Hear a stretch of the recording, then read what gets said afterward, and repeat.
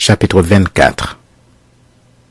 5 jours après arriva le souverain sacrificateur Ananias, avec des anciens et un orateur nommé Tertulle. Ils portèrent plainte au gouverneur contre Paul. Paul fut appelé, et Tertulle se mit à l'accuser en ces termes. « Très excellent Félix, tu nous fais jour d'une paix profonde, et cette nation a obtenu de salutaires réformes par tes soins prévoyants. C'est ce que nous reconnaissons en tout et partout avec une entière gratitude. Mais pour ne pas te retenir davantage, je te prie d'écouter dans ta bonté ce que nous avons à dire en peu de mots. Nous avons trouvé cet homme qui est une peste, qui excite des divisions parmi tous les Juifs du monde, qui est chef de la secte des Nazaréens, et qui même a tenté de profaner le temple. Et nous l'avons arrêté. Nous avons voulu le juger selon notre loi, mais le tribunal Lysias étant survenu l'a arraché de nos mains avec une grande violence, en ordonnant à ses accusateurs de venir devant toi. Tu pourras toi-même, en l'interrogeant, apprendre de lui tout ce dont nous l'accusons. » Les Juifs se joignirent à l'accusation, soutenant que les choses étaient ainsi. Après que le gouverneur lui eut fait signe de parler, Paul répondit.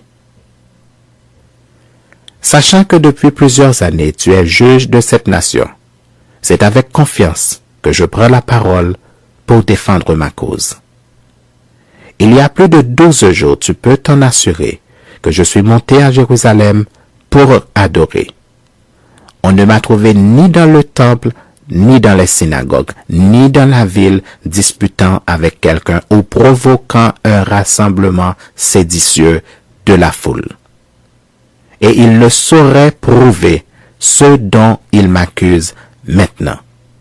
Je t'avoue bien que je sers le Dieu de mes pères, selon la voie qu'ils appellent une secte, croyant tout ce qui est écrit dans la loi et dans les prophètes, et ayant en Dieu cette espérance comme ils l'ont eux-mêmes, qu'il y aura une résurrection des justes et des injustes.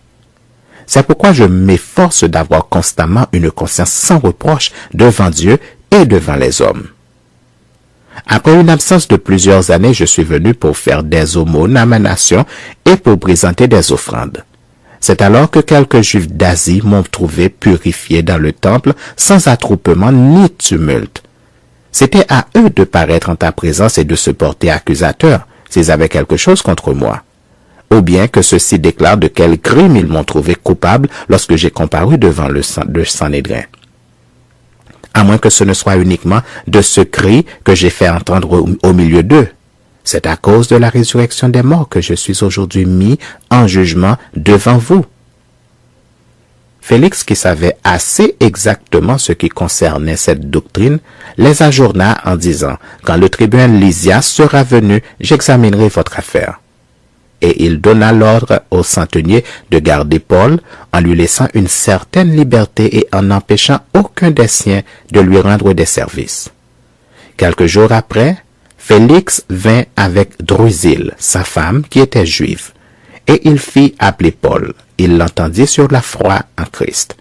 Mais comme Paul discourait sur la justice, sur la tempérance et sur le jugement à venir, Félix, effrayé, dit « Pour le moment, retire-toi.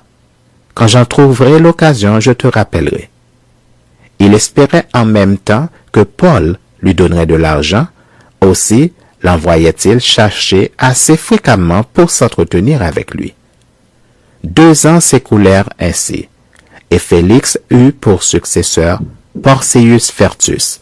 Dans le désir de plaire aux Juifs, Félix laissa Paul en prison.